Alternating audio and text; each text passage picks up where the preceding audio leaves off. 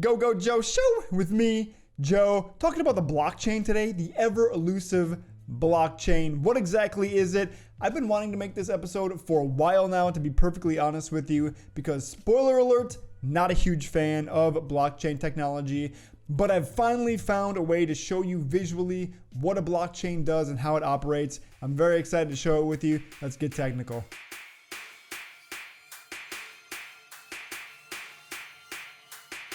It's the Joe Show. At this point, I'm sure you're familiar with blockchain. I mean, Bitcoin is hovering at about $50,000 per Bitcoin at the time of this filming.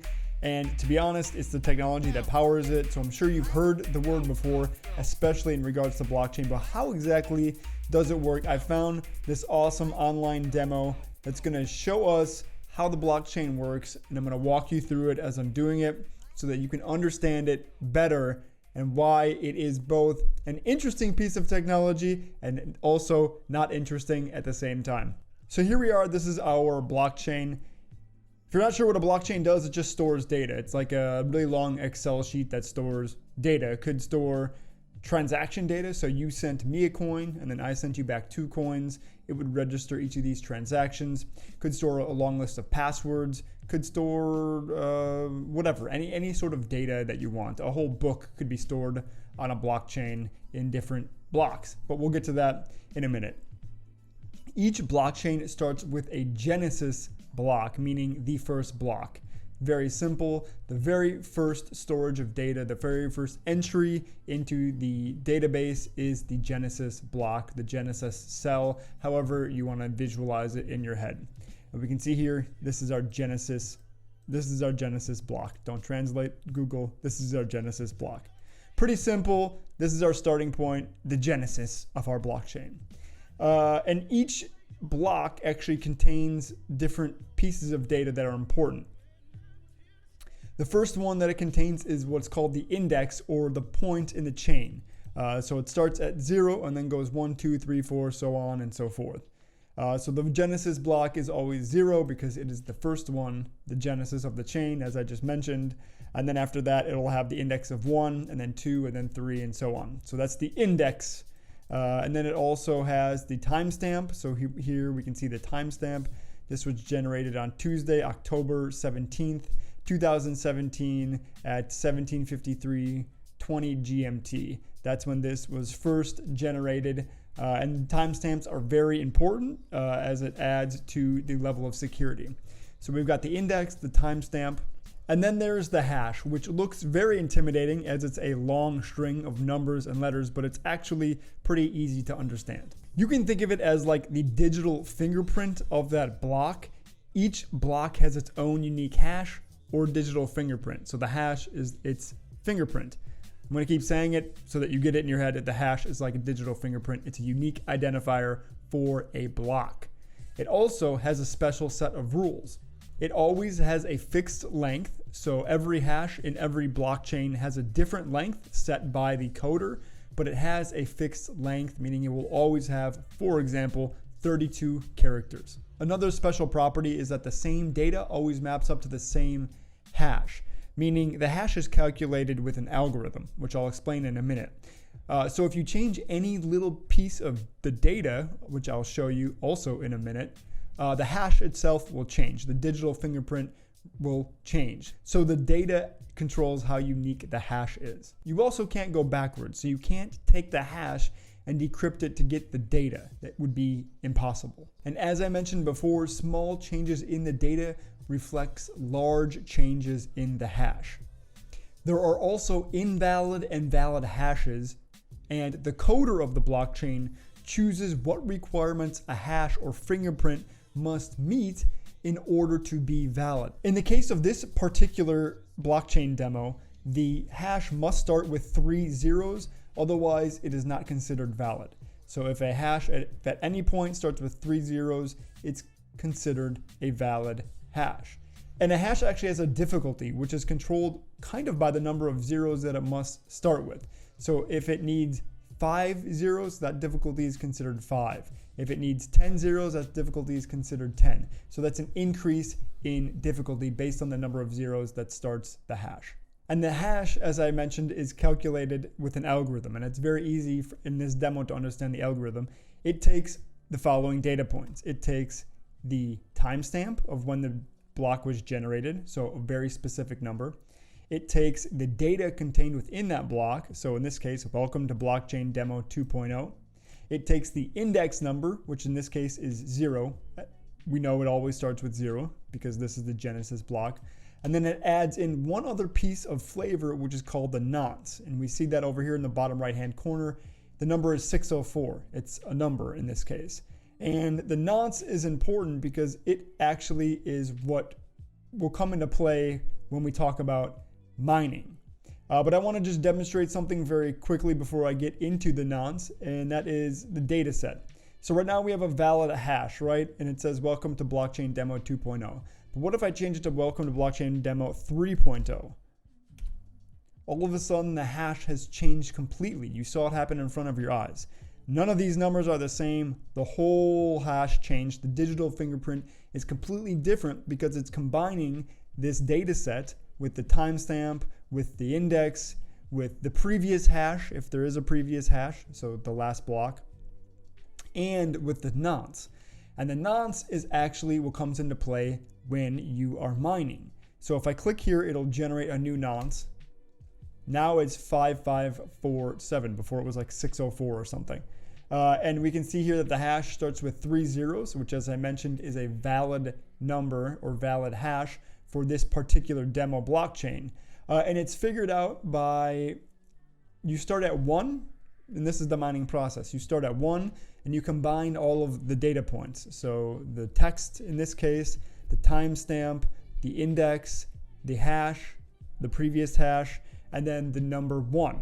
And then that outputs this value right here. And then if that doesn't start with 3 zeros, then you try 2. You combine again the timestamp, the data, the index, and the nonce, which is now 2. And if that doesn't output a hash that starts with 000, then you try 3, and then 4, and then 5, and so on and so forth until you output a hash that is starting with 000. So in this case, this generation here of data, welcome to blockchain demo 3.0, the timestamp of February 16th, the index of 0, and the nonce needed to generate those 3 zeros was 5,547. So it counted up from 0 to 5,547 to get that block. I hope you're still with me. I hope you're still following along because it's about to get trickier, but you're going to learn about why blockchains can be interesting. Next, we're going to add a new block. So once you mine something, once you figure out the nonce, that block is committed to the blockchain. It's set in stone. That's its unique identifier. This is the special number that it needs, and it needs this particular data. And if any of these are changed, then the hash will change and everything will be invalid. But before we get to the invalid stuff, let's add a new block, and let's just call it block 2. So for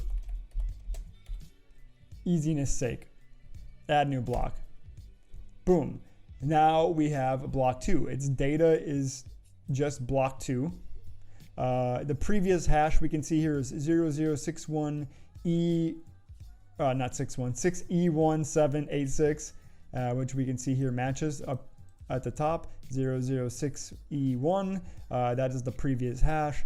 The new hash is then 00FB454, etc., which was generated, as we know, from taking the data, block 2, the previous hash, here, this really long string of characters, the index number, so in this case 1, the timestamp, February 16th, Tuesday, and then that special number, the nonce, that adds the flavor, the nuance of the block. If you don't want to say nonce, you could say the nuance. You combine those all together. It started at 1, counted up, got to 175, and then we finally had a hash number that started with 000. So that block has been mined and committed to the chain, and everything is fine. If we do that again with block 3, it'll be very simple. Boom, we can see here block 3 was generated. Took 5,438 attempts, because this is pretty easy to get that 000.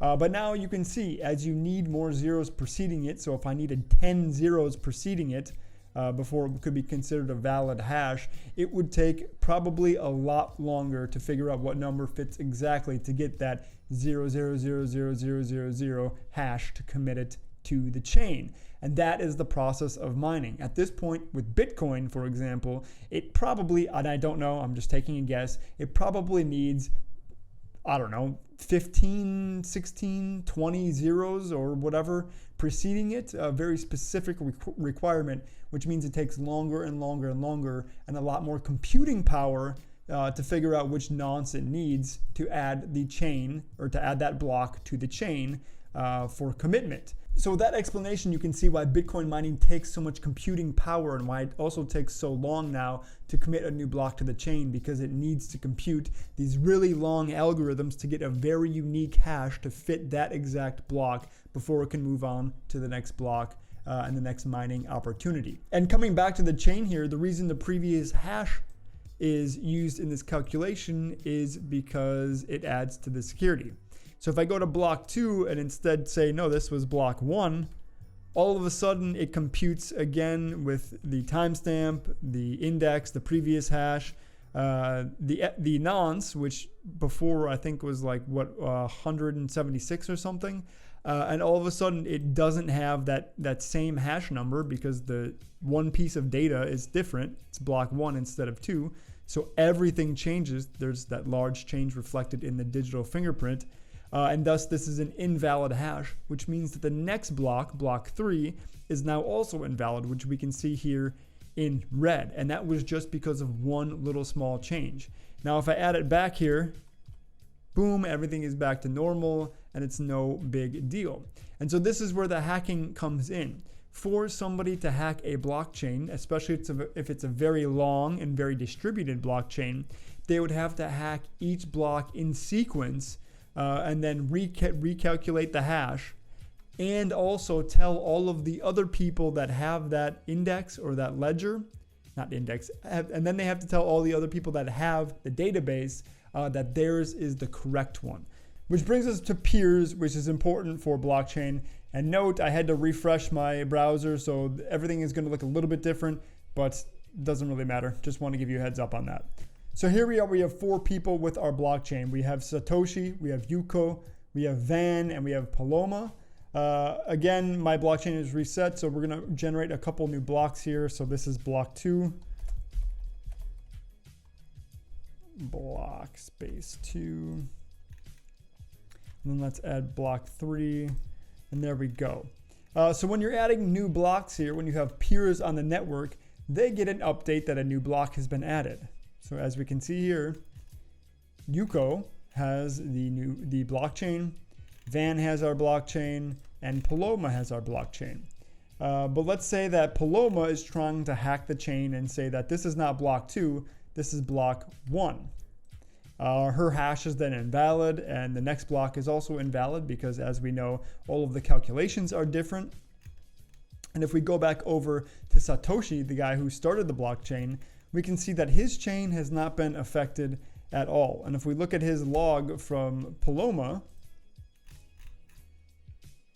we can see here that they're currently seemingly synced up.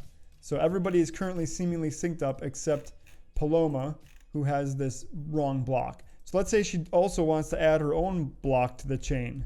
She wants to hack it and say that she's got 5 Bitcoins instead of 1 Bitcoin, and then try to commit that to the network. Now if we go back and look at Satoshi, and remember this is block 4 that we just added, which is not a valid block, we can see here that the change is not reflected on Satoshi. And actually, if we go back to Paloma, she has been totally kicked off the chain. Nobody trusts her anymore. So if Van checks in with her, we can see that her chain is invalid because she's got that hacked bit in there. And if we have Yuko and check in on her, it says Paloma's chain is also invalid. So everything that Paloma has done has been invalidated. Her peers do not agree with her. And this is where the hacks come in. So in order to hack a blockchain, you would have to change the data and then also have 2 other people that agree with your change in order to influence Satoshi, which is called a 51% attack.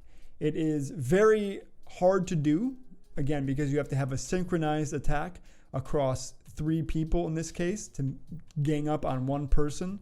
And they have to be doing it kind of all at the same time because the timestamp has to be also invalidated for all of these people as well. Thus, the computing power is very, very high in order to influence or hack a chain. And the more people that you have on the network, the more peers that you have, the harder and harder it gets. So at 4 peers, it might not be very hard to hack a blockchain because there's only 4. You only need 3 out of 4 people to get your change made. But when you have thousands, if not tens of thousands of peers on a blockchain, it gets very, very tricky because you need so many different people on the network all conspiring together in order to commit the hack to the blockchain. So if we go back to Paloma, she again still does not agree with everybody. And what happens if Satoshi actually adds a real new block? So he got that nonce figured out and he committed a new block. There we go. His new block is committed. Youko also has that new block. She's synchronized with Satoshi. Van also has that new block. And Paloma still does not have that new block at all. So now she is actually been removed from the chain because it doesn't make any sense for her to be included. The peers disagree with her. Her peers are against her, so she's been removed. Even if we change this back to 2, then I don't think she gets the updated one completely. Let's check back on her.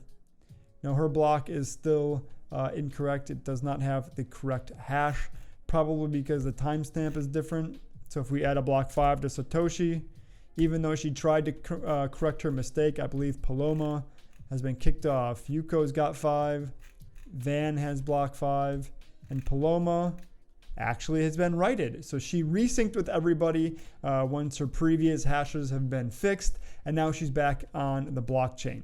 So there you have it. That is how a blockchain works. I hope it was a pretty simple to understand explanation using this very small demo. If you have any questions though, please ask them in the comments. And now I'm going to get to my comments on how I feel about the blockchain. The blockchain, I think, is an incredible security tool. I think it's very cool. The distributed nature of it makes it very interesting, and it's a great storage of information in a very secure way. That being said, what I really want to put out there is that the blockchain is not a business model. It's not a business model. I happened to live in Silicon Valley during the blockchain bubble when everybody got so excited about it after Bitcoin and Ethereum really blew up the first time, and everybody and their mom was trying to make a new chain. There were white papers being made. There were ICOs getting flung left and right. And there were obviously some winners and some good ones in that bunch. But a lot of them really were just using the word blockchain and distributed technology as a buzzword to raise venture capital or to raise money from unaccredited or inexperienced investors and then take it and run with it. And this happened very frequently. So I want to reiterate, blockchain is a tool in a tool belt to help secure technology. It is not in itself a business model.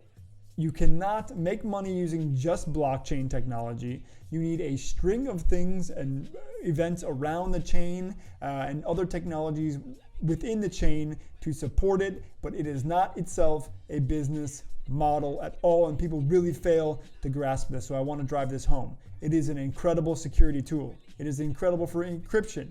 It is incredible distributed information, and it also allows very fast exchanges and very secure exchanges of information such as financial transactions. However, it is not a business model. And if you are thinking about making a startup with blockchain and that is the only differentiating factor, I urge you to rethink it and actually think about what your business is doing and why it's important for the world and why we need it. Because blockchain is just a tool, and that tool belt of Batman, that yellow tool belt flipping over all the pockets, one of them happens to be blockchain next to the Batarang.